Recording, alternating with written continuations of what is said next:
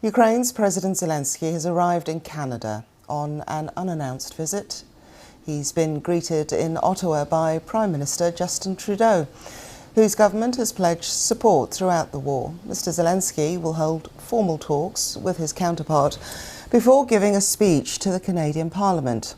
It comes after President Biden announced a new $325 million aid package for Ukraine from the United States after meeting with Mr. Zelensky at the White House.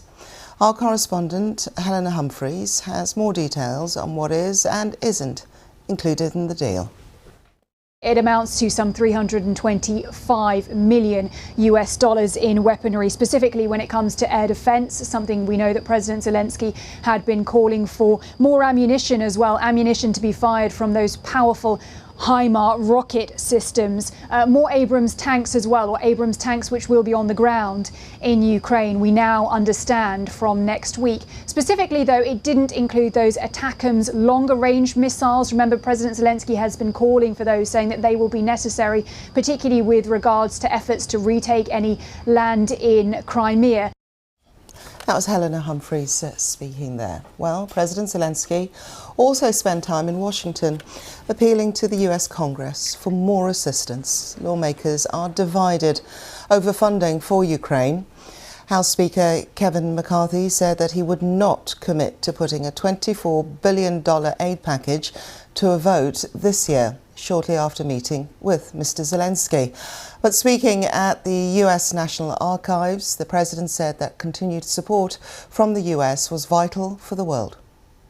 After Ukraine, if we fall, half of Europe would again be in danger of being in Moscow's sphere of influence.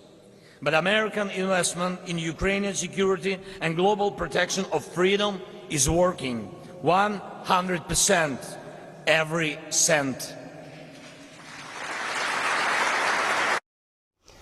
Well, Elsa Demas is an associate international and defence researcher at the think tank, the RAND Corporation, and she says that Washington was giving mixed signals when it comes to military aid for Ukraine.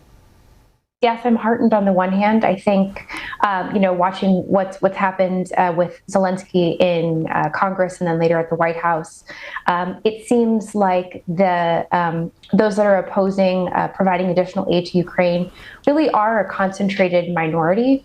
Certainly a vocal one at that, but definitely a small one.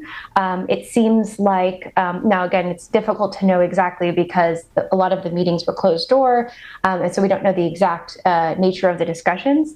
But from reading the tea leaves, it really seems like those that may have been sort of skeptical in the U.S. Congress may actually have been heartened by Zelensky's comments.